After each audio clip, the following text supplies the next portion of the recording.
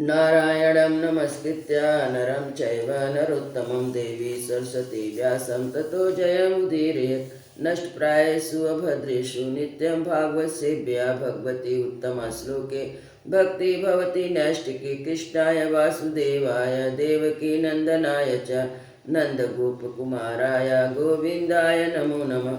मूकं करोति वाचालं पङ्गुलङ्घते गिरिं यत्कृपातमहं वन्दे परमानन्दं माधवं श्रीचैतन्येश्वरं श्रीगुरुदीनतारिणम्।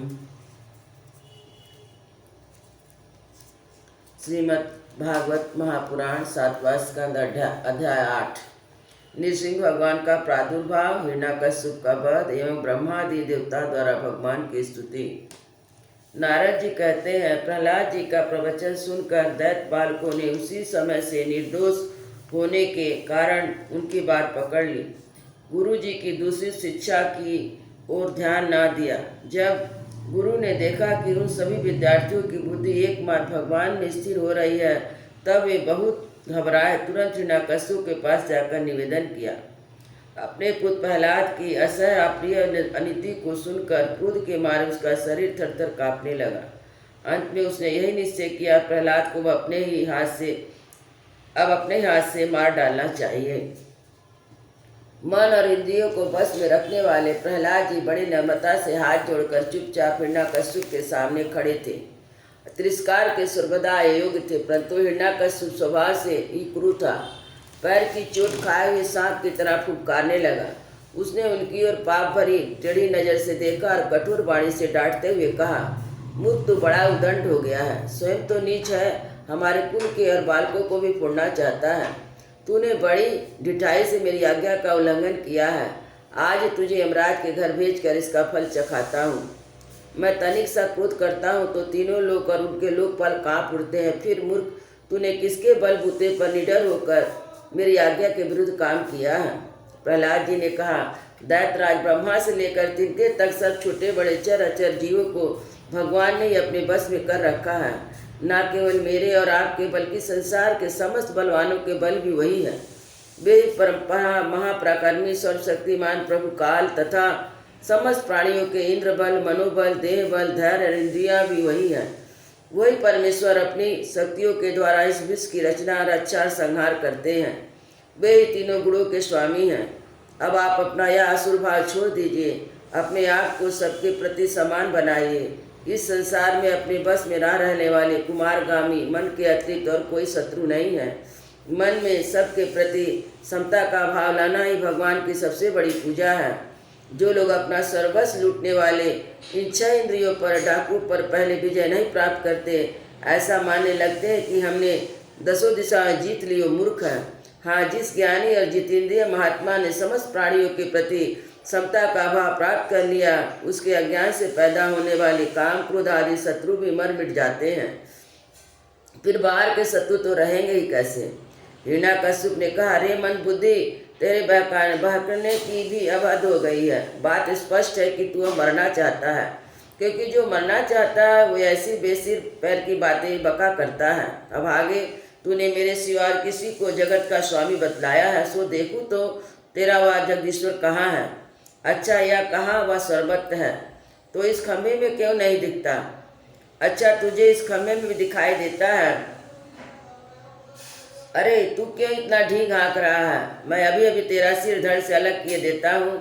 देखता हूँ तेरा यह सर्वस्व शरीर, जिस पर तुझे इतना भरोसा, तेरी कैसे रक्षा करता है। इस प्रकार वह अत्यंत बलवान दैत्य भगवान के परम प्रेमी प्रहलाद को बार बार झिड़कियाँ देता और सताता रहा। जब क्रोध के मारे वह अपने आप को ना रोक सका तो हाथ में खड्ग लेकर सिंहासन से कूद पड़ा। बड़े जोर से उस खम्भों में एक घुसा मारा। उसी समय खम्भे से एक बड़ा भयंकर शब्द हुआ। ऐसा जान पड़ा मानो ब्रह्मांड ही फट गया हो।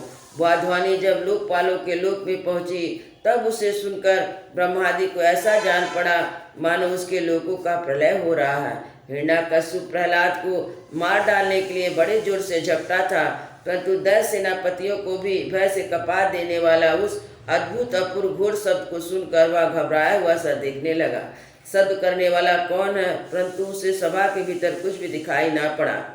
इसी समय अपने सेवक प्रहलाद और ब्रह्मा की वाणी सत्य करने और समस्त पदार्थों में अपनी व्यापकता दिखाने के लिए सभा के भीतर उसी खम्भों से बड़ा विचित्र रूप धारण करके भगवान प्रकट हुए। नृसिंह भगवान की जय। वह रूप ना तो पूरा पूरा सिंह का था, ना मनुष्य का ही था। जिस समय हिरण्यकश्यप शब्द करने वाले की इधर उधर खोज रहा था, उसी समय खंबे के भीतर निकलते हुए इस अद्भुत प्राणी को उसने देखा। सोचने लगा, हो या तो ना मनुष्य है ना पशु, फिर यह नृसिंह के रूप में कौन सा अलौकिक जीव है। जिस समय हिरण्यकश्यप उधेड़ बुन में लगा था, उसी समय उसके बिल्कुल सामने ही नृसिंह भगवान खड़े हो गए। उसका वह रूप अत्यधिक भयावना था। तपाए हुए सोने के समान पीली पीली भयानक आंखें थी। जम्हाई लेने से गर्दन के बाल इधर उधर लहरा रहे थे। दाढ़ी बड़ी विकराल थी। तलवार की तरह लपलपाती हुई छुरे की धार के समान तीखी जीभ थी। टेढ़ी भौं से उसका मुख और भी दारुण हो रहा था। कान निश्चल एवं ऊपर की ओर उठे हुए थे। फूली हुई नासिका, खुला हुआ मुंह पहाड़ की गुफा के समान अद्भुत जान पड़ता था। फटे हुए जबड़ों से उनकी भयंकरता बहुत बढ़ गई थी। विशाल शरीर स्वर्ग का स्पर्श कर रहा था। गर्दन कुछ नाटी और मोटी थी। छाती चौड़ी और कमर बहुत पतली थी। चंद्रमा की किरणें के समान सफ़ेद रोए सारे शरीर पर चमक रहे थे। चारों ओर सैकड़ों भुजाएं फैली हुई थी, जिनके बड़े बड़े नख आयुध काम देते थे। उसे पास पटकने तक का साहस किसी को नहीं था। चक्र आदि अनेक निजाही तथा वज्र आदि श्रेष्ठ शास्त्रों द्वारा उन्होंने सारे दैत्य दानव को भगा दिया। हिरण्यकश्यप सोचने लगा, हो ना हो महामायावी विष्णु ने यूँ मुझे मार डालने के लिए ढंग रचा है, परंतु उसकी इस चालों से ही क्या हो सकता है। इस प्रकार कहता सिंहनाद करता हुआ दैत्यराज हिरण्यकश्यप हाथ में गदा लेकर नृसिंह भगवान पर टूट पड़ा। परंतु जैसे पतंगा आग में गिरकर स्वयं अदृश्य हो जाता, वैसे वह दैत्य भगवान के तेज के भीतर जाकर लापता हो गया। समझ शक्ति और तेज के आश्रय भगवान के संबंध में ऐसी घटना कोई आश्चर्यजनक नहीं है, क्योंकि सृष्टि के प्रारंभ में उन्होंने अपने ही तेज के प्रलय के निमित्त भूत तमोगुणी रूप घोर अंधकार को भी पी लिया था। तदंतर वह दैत्य बड़े क्रोध से लपका और अपनी गदा को बड़े जोर से घुमाकर उसने नृसिंह भगवान पर प्रहार किया। प्रहार करते समय जैसे गरुड़ सांप को पकड़ लेते हैं, वैसे ही भगवान ने गदा सहित उस दैत्य को पकड़ लिया। जब वो इसके साथ खिलवाड़ करने लगे, तब वह दैत्य उनके हाथ से वैसे ही निकल गया जैसे कीड़ा करते हुए गरुड़ के चंगुल से सांप छूट जाता है। युधिष्ठिर उस समय सब के सब लोकपाल बादलों में छिपकर इस युद्ध को देख रहे थे। उनका स्वर्ग तो हिरण्यकश्यप ने पहले से ही छीन लिया था। जब उन्होंने देखा कि भगवान के हाथ से छूट गया, तब वे और भी डर गए। हिरण्यकश्यप ने यही समझा कि नृसिंह ने मेरे बलवीर से डरकर मुझे ही अपने हाथ से छोड़ दिया। इस विचार से उसकी थकान जाती रही। युद्ध के लिए ढाल तलवार लेकर फिर उनकी ओर दौड़ा। उस समय वह बाज की तरह बड़े वेग से ऊपर नीचे उछल कूद कर इस प्रकार ढाल तलवार के पैतरे बदलने लगा, जिससे उस पर आक्रमण करने वाला का अवसर ही ना मिले।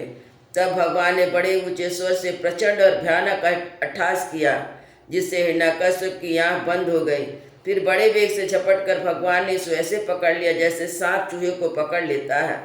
जिस हिरण्यकश्यप के चमड़े पर ब्रज की चोट से भी खरोच न आई थी, अब वही उनके पंजे से निकलने के लिए जोर से छटपटा रहा था। भगवान ने सभा के दरवाजे पर ले जाकर उसे अपनी जांघों पर गिरा लिया और खेल खेल में अपनी नखों से उसे उसी प्रकार फाड़ डाला जैसे गरुड़ महाविषधर सांप को चीर डालते हैं। उस समय उनकी क्रोध से भरी विकराल आंखें की ओर देखा नहीं जाता था। वे अपनी लपलपाती हुई जीभ से फैले हुए मुंह के दोनों कोने चाट रहे थे। खून के छींटे से उनका मुंह और गर्दन के बाल लाल हो रहे थे। हाथियों को मारकर गले में आंतों की माला पहने हुए मृगराज के समान शोभा दे रही थी। उन्होंने अपने तीखे नखों से हिरण्यकश्यप का कलेजा फाड़कर उसे जमीन पर पटक दिया। उस समय हजारों दैत्य दानव हाथों में शस्त्र लेकर भगवान पर प्रहार करने के लिए आए, पर भगवान ने अपनी भुजा रूपी सेना से, लातों से और नख रूपी शस्त्रों से चारों ओर खदेड़ खदेड़ कर उन्हें मार डाला। युधिष्ठिर उस समय भगवान नृसिंह के गर्दन के बालों की फटकार से बादल तितिर बितिर होने लगे।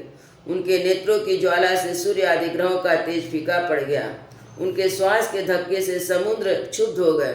उनके सिंहनाद से भयभीत होकर दिग्गज झिकाड़ने लगे। उनके गर्दन के बाद में बालों से टकरा कर देवताओं के विमान अस्त व्यस्त हो गए। स्वर्ग डगमगा गया। उनके पैरों की धमाके से भूकंप आ गया। वेग से पर्वत उड़ने लगे। उनके तेज की चकाचौंध से आकाश तथा दिशाओं का दिखना बंद हो गया। इस समय नृसिंह भगवान का सामना करने वाला कोई दिखाई ना पड़ता था। फिर भी उनका क्रोध भी बढ़ता ही जा रहा था।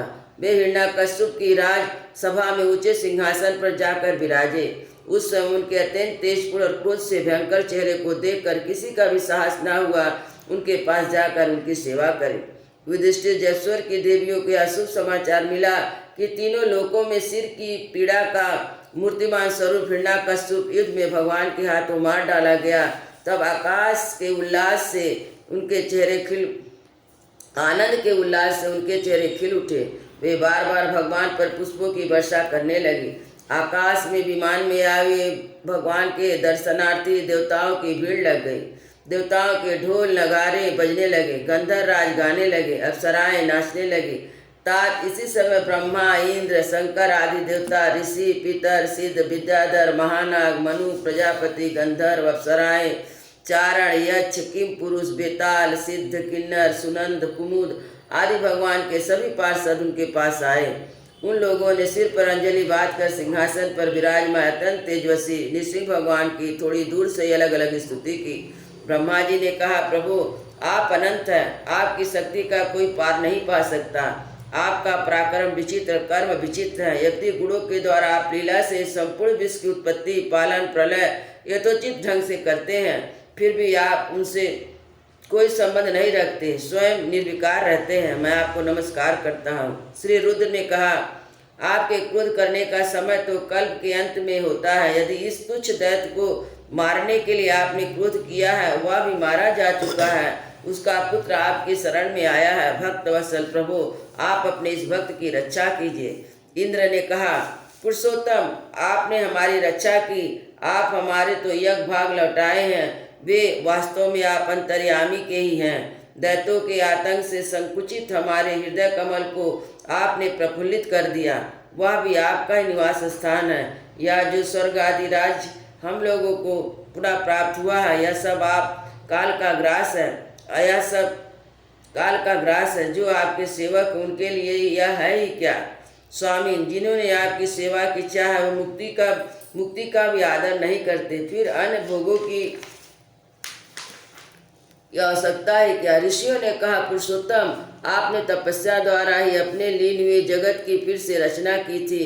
कृपा करके उसी आत्म तेज स्वरूप श्रेष्ठ तपस्या का उपदेश आपने हमारे लिए भी किया था। इसी दैत्य ने उसी तपस्या का उच्छेदन कर दिया था।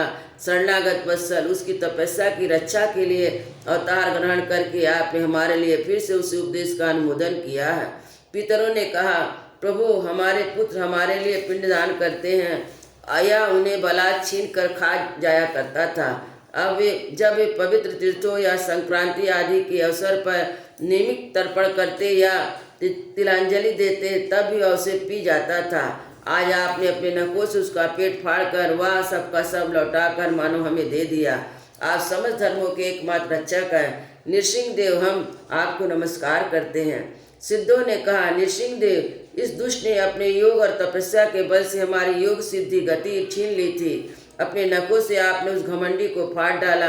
हम आपके चरणों में विनीत भाव से नमस्कार करते हैं। विद्याधरों ने कहा, यह मूर्ख हिरण्यकश्यप अपने बल और वीरता के घमंड में चूर था। यहाँ तक कि हम लोगों ने विविध धारणाओं से जो विद्या प्राप्त की थी उसे इसने व्यर्थ कर दिया था। आपने युद्ध में यज्ञ पशु की तरह इसको नष्ट कर दिया। अपनी लीला से नृसिंह बने हुए आपको हम नित्य निरंतर प्रणाम करते हैं। नागों ने कहा, इस पापी ने हमारी मड़ियों और हमारी श्रेष्ठ सुंदर स्त्रियों को छीन लिया। आज उसकी छाती फाड़कर आपने हमारी पत्नियों को बड़ा आनंद दिया। प्रभु हम आपको नमस्कार करते हैं। मनुओं ने कहा, देवाधि हम आपके आज्ञाकारी मनु हैं। इस दैत्य ने हम लोगों की मान धर्म मर्यादा भंग कर दी थी। आपने उस दुष्ट को मारकर बड़ा उपकार किया है। प्रभु हम आपके सेवक हैं, आज्ञा कीजिए, हम आपकी क्या सेवा करें।